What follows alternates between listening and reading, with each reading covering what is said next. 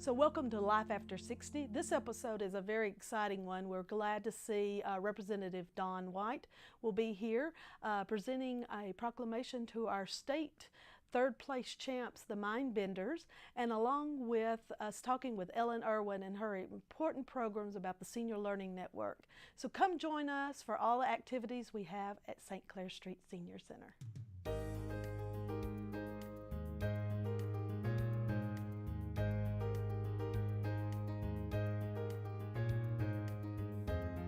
Hi there, I'm Dawn White and I'm State Representative for District 37, and I'm here today with the Mindbenders team, and the state of Tennessee wanted to congratulate these wonderful ladies here on their excellent accomplishment, and so we have got proclamations for each one of the team of the Mindbenders, and I know later on in your broadcast they're going to explain to you what the Mindbenders are, and we are very proud of these folks from the Senior Citizen Center and just want to congratulate them for their hard work, and they've traveled the state making Murfreesboro very proud, and thank y'all so much for all your efforts and time that you've put into the Mindbenders.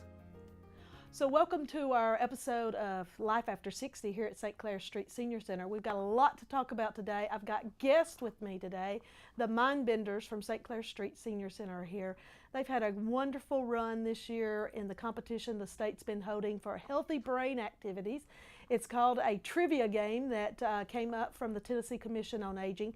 And we had a team that has competed the last couple of years, but this year we made it all the way to the state competition, winning in a regional, again in the district, and then heading to Morristown, Tennessee for the state competition. So I want to ask my guests here that are joining us. This is the Mindbenders team. Hi, team. Hi. So a lot of fun that we had this year in the competition. We went all the way to the state. I would say you went all the way to the state. I was there. I was cheering. I was your cheerleader. But I want the folks out there in Murfreesboro to know a little bit about our team. I'll start back here on the back with Lorraine. Name and maybe background history a little bit, just a little bit.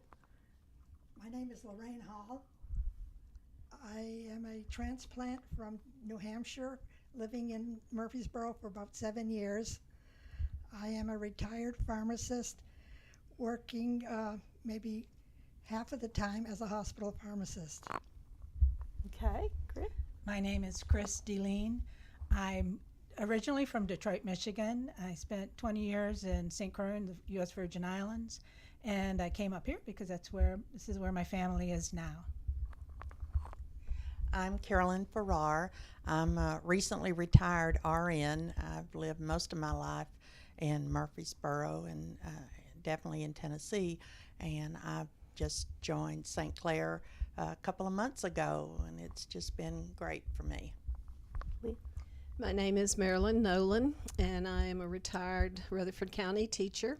Spent 23 years at Central Middle School and 7 years at Siegel Middle School, and really enjoyed teaching the children of Rutherford County. I'm Carol Ann Beasley. I'm a retired Rutherford County teacher.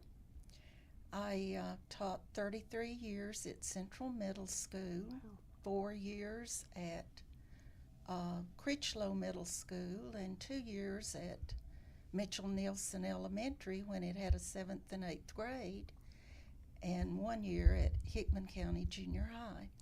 And I've lived in Murfreesboro almost all my life, since I was a college freshman. So a well-rounded team. We have one team player that's not here today. Lynn, do you want to tell us who she was and a little bit about her? Yes, at the second competition, our alternate, Margaret Moore, was on our team. Margaret's also a retired Rutherford County teacher. She taught English and ended her career as a school librarian. So that made our team for the Mindbenders. And so one of the things about the competition for you to know is that we send up 3 players.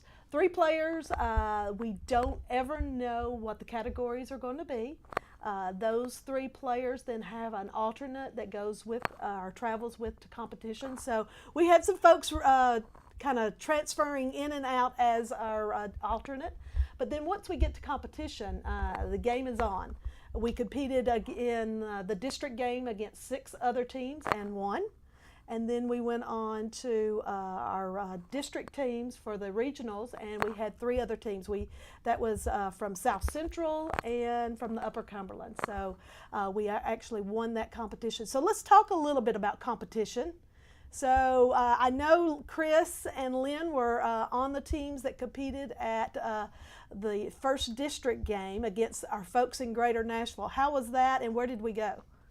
Well, on that particular one, we played 3 teams, played against each other and got a winner. Then the second group of 3 played and got a winner, and that winner was Mount Juliet. And then we played Mount Juliet and beat them. And so that let us advance to the next competition. So Chris, can you tell us where our first competition was held?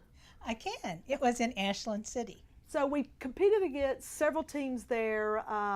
We then made our trip on to Nashville, and we were at the Nashville precinct. So we were really safe competing downtown Nashville against the winners out of the South Central area and Upper Cumberland. So Carolyn, can you remember any of the questions that maybe stood out in this competition?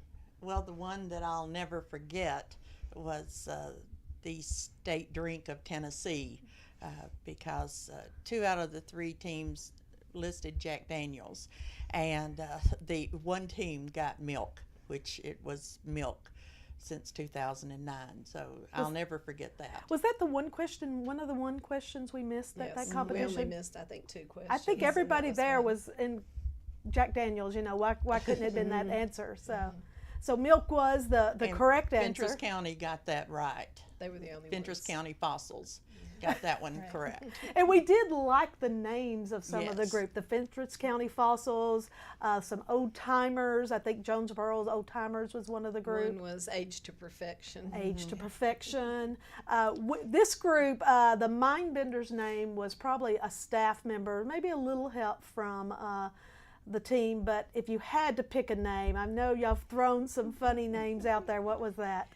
I wanted the team to be named the Foggy Fogies. And they didn't like that idea too well, but then when we saw Age to Perfection and some others, I think it's a pretty good name. It was. So, ladies, one of the things that I want to know a little bit more about is maybe how the team works when you compete, the competition-wise. How does that work when you're on the table? Can I tell you one more story about the Okay, question? yes, sure. I thought the funniest question was the quotation about to know a man, you have to get under his skin. And that was Atticus Finch from To Kill a Mockingbird. But one of the teams answered Hannibal Lecter, and the whole audience erupted in laughs. I thought that was a memorable It was moment. a wrong answer, but it was the best It was wrong the best answer for the session. Yes, but it you're was right. the best answer. I think they got a better laugh out of any of the events and everything, and that was out of our district game, I believe it was, the regional game. It was the second game. Yeah, the regional game. Yeah. So, but yeah, that was some fun answers. But so the competition competes. You know, the teams compete. So how do you know the categories ahead of time? No, No. have no idea. What were some of the categories this time? Do you remember any of the categories? The last time though, they didn't state what the categories didn't were. tell us. They had in both the first 2 games. They once you got there and you got on the stage, they would give us a piece of paper that had all the categories on it, so we would kind of know what was coming. But the last one, nobody knew. No hints. Nobody knew. No hints. Nobody did. You had asked a minute ago, though, about the beginnings. We started last year, and Lorraine and I and another member, John, competed in the first competition. And then after that, we started practicing every Thursday. And these other folks were gracious enough to come along and join us for the ride.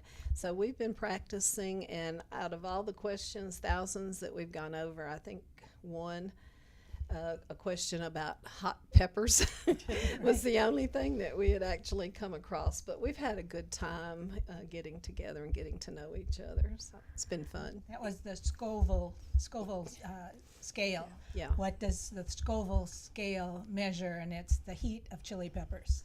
And see, Lorraine knew. and Lorraine, that was Lorraine's Yes, answer. She Lorraine was over knew there it. cheering for the. Yeah. You could always tell when her team got an answer right. I can remember Rhubarb. Chris rhubarb question. It was kind of like rhubarb is the answer. So She rose up out of the chair about 6 inches. We had to pull her back down. So it really is fun for the teams when they know they've got it right.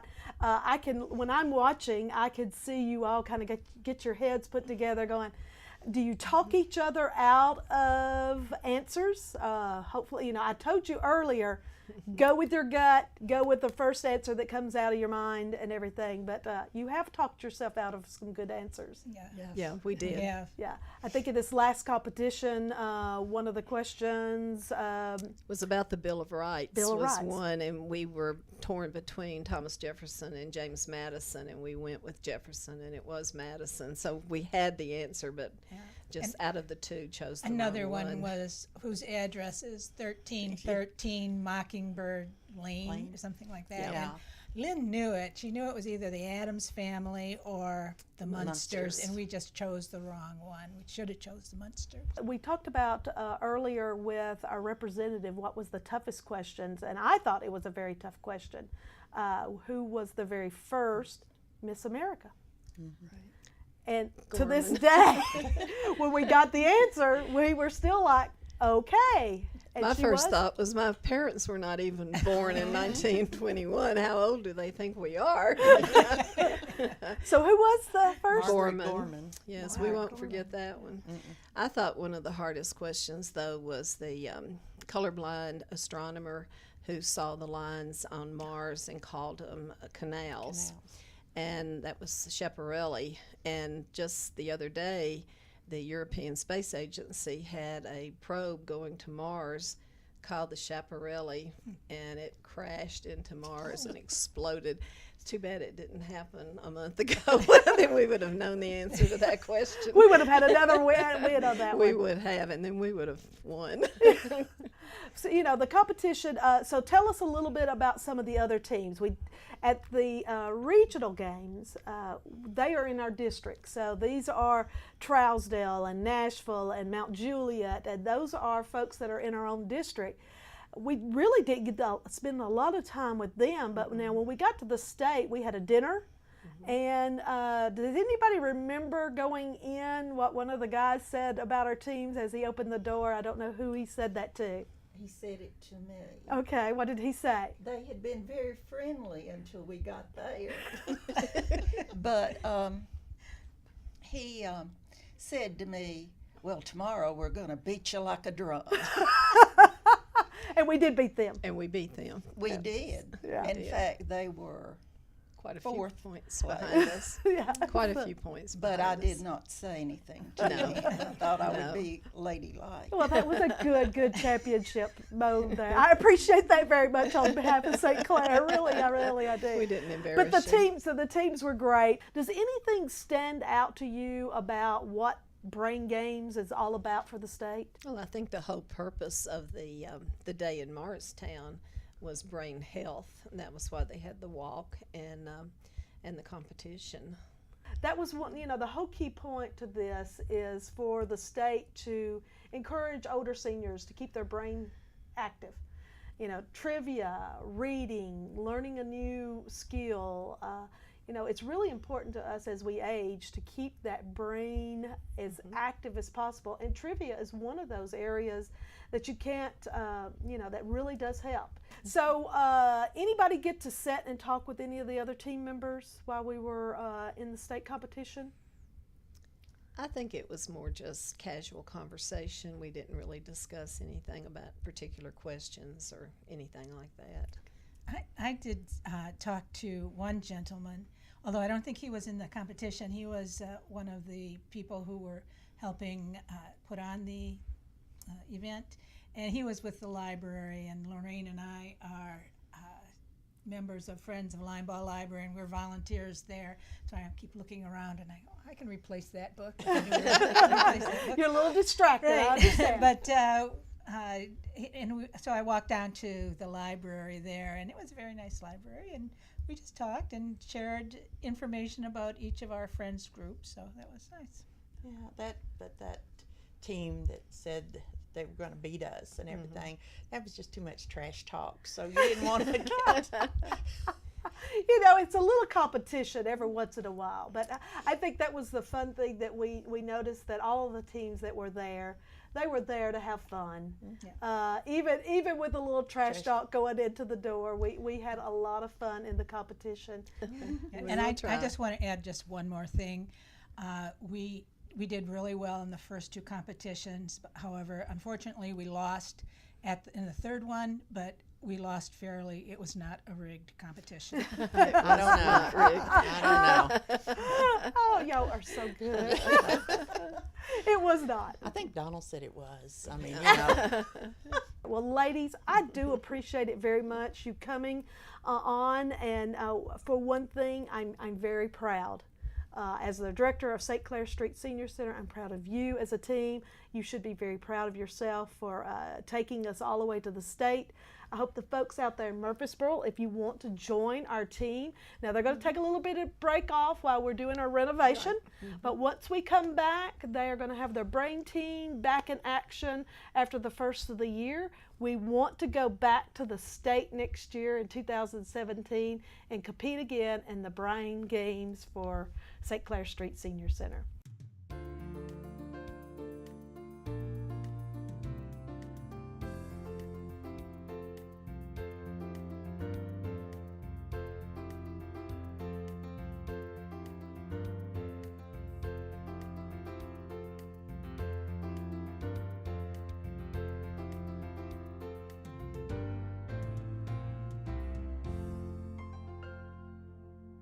This month we have an exciting guest that is tuning in with us via the internet and all the technology that is available to us by the Senior Learning Network.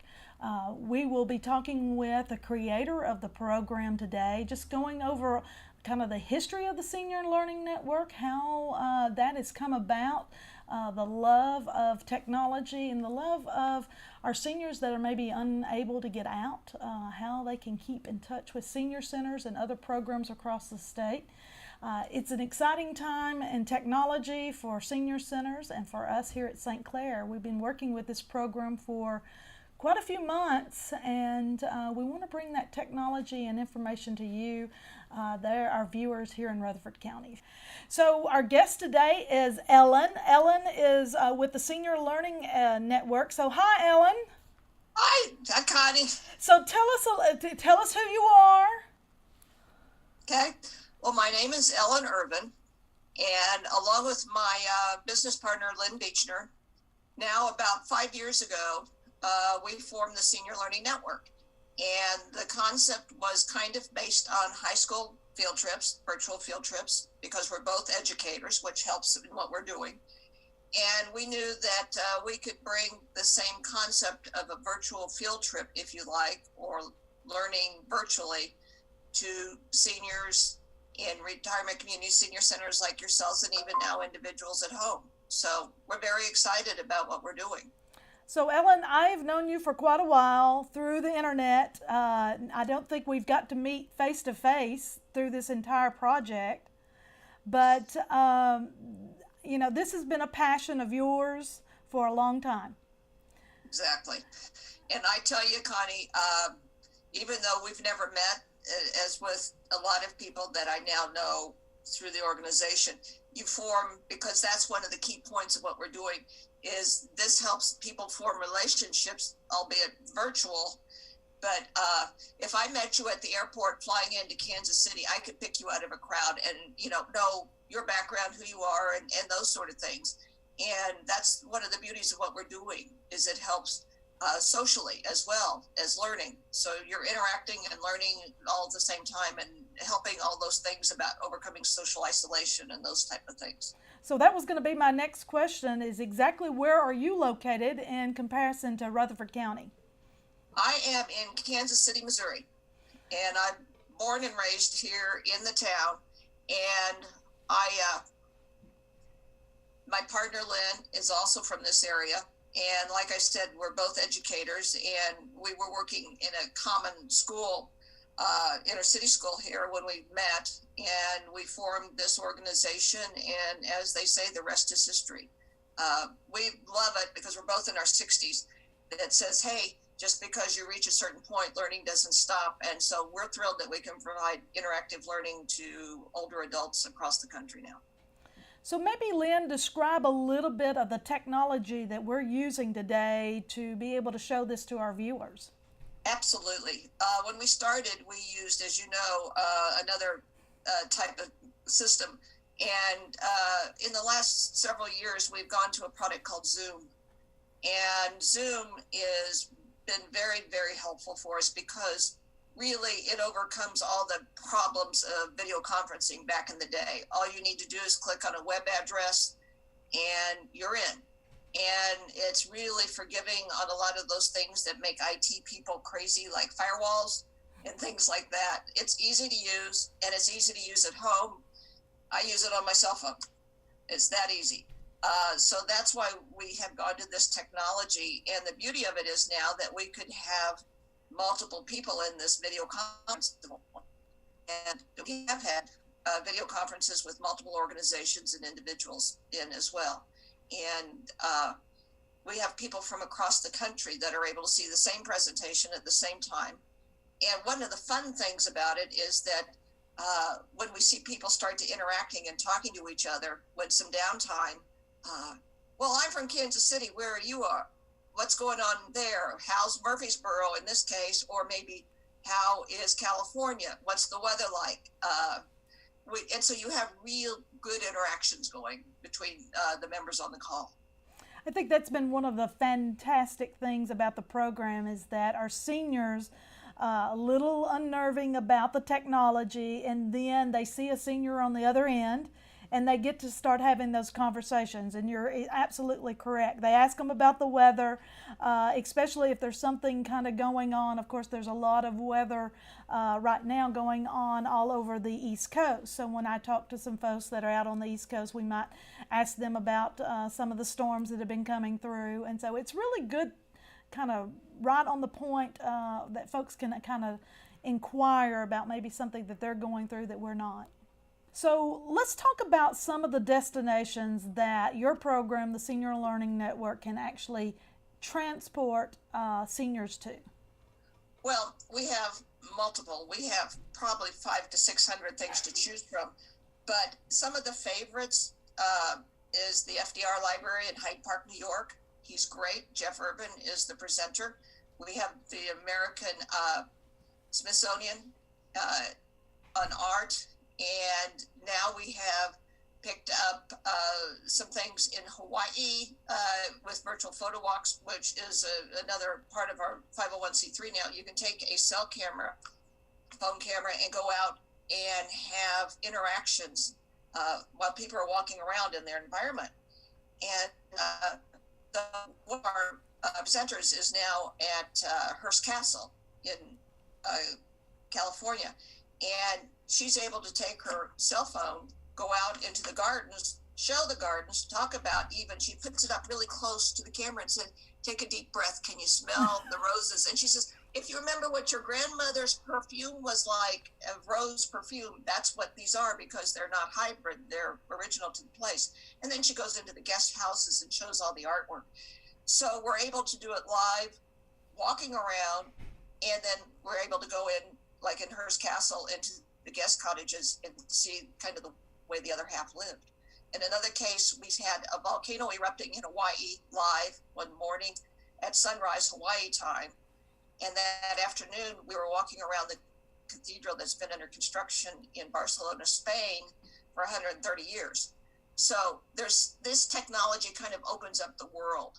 Now, Ellen, we got a few more minutes here, but I want you to tell a little bit about your father and kind of your love, kind of starting with this program and making sure he was informed of these programs. Yeah, as I said, I'm a teacher by training, a history teacher back in the day. And as my personal father was aging, here in Kansas City, we have a wonderful, wonderful museum rated in the top 25, which is the National World War I Museum. And Dad loved history, which is probably where I got my love of history as well. And Dad at this point was using a walker, but we knew he would love the museum as it was starting to open up and bring in all the World War I artifacts. And we took him there, and he did like it. But Dad didn't have the stamina to stick it out, to go through the whole museum. And at that time, I had been doing video conferencing before when it was cumbersome and terrible. And Lynn and I started looking at it, and we said, why can't we do the virtual field trips that go to schools, but put an older adult spin on it? And that's what launched us. And we're thrilled with it. It's been an exciting time, and it fulfills for us our passion of continuing to learn, no matter what your age happens to be. And now the technology is getting so easy to use that it really provides an opportunity to reach out, to learn, to share, to talk. And the beauty of it is, even as you know, Connie, the science of it is that it's now proven it helps overcome social isolation and depression and all those things that can occur to all of us as we age, because you're still involved and you can still see things, go places that you've never been or haven't been for a long time, and engage with other people. It's wonderful. We think it's the most important work we've ever done, and we've done a lot of things in our lives, myself and Lynn, and we think this is important work. Well, let's take the last few minutes and just talk about how someone out there might find out about your program or find you out there in the internet world. Well, we're in the internet world, seniorlearningnetwork.com, and our new 501c3 is called Generations Learning, and that's genlearn.org. And that part focuses on this technology going out to individuals within their homes, because so many people are actually trying to age in place as well, or they're just adults that get tired of watching TV and want to learn something. So that is now in pilot, and we're looking at expanding that work as well. So we wanted to make sure that we could have the programming. We are self-funded, so that means we don't have the mega budget for advertising, but we're on social media. There's a Facebook page for Senior Learning Network. We're on Twitter at Senior Learn. We try to, get the word out as much as possible. We just, through the work of John Butterell with Virtual Photo Walks, who's now under our umbrella, we were able to get a grant from the Christopher Reeve Foundation. So that's very exciting for us. And so now we're going to start trying to get more sponsorships and awareness of what we're doing, and try to get more of our programming out there. Because as you well know, Connie, some of our programming does cost, and not all centers can afford that. And so we would like to have money that we can help offset that cost, because there's a lot of excellent programs that are out there that we want to get more of those type of things out to our membership as well. Well, Ellen, I do appreciate you joining in via the internet and the technology today for our program. I think this is one of the best programs out there. If you want more information about the Senior Learning Network and the programs that are presented at St. Clair, you can call us at 615-848-2550 or look on the murfreesborotn.gov under Senior Centers at our Leaf. It's our monthly newsletter that goes out. It has all the programs that we are scheduled for the upcoming months, especially our Senior Learning Network programs, because those, we give details about the programs, and you can just actually come in. There's no charge for those.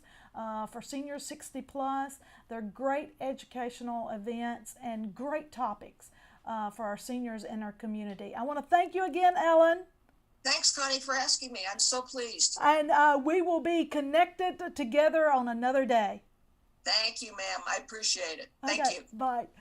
So hopefully you'll join us to find out more about the Senior Learning Network and for all the other activities on Life After 60.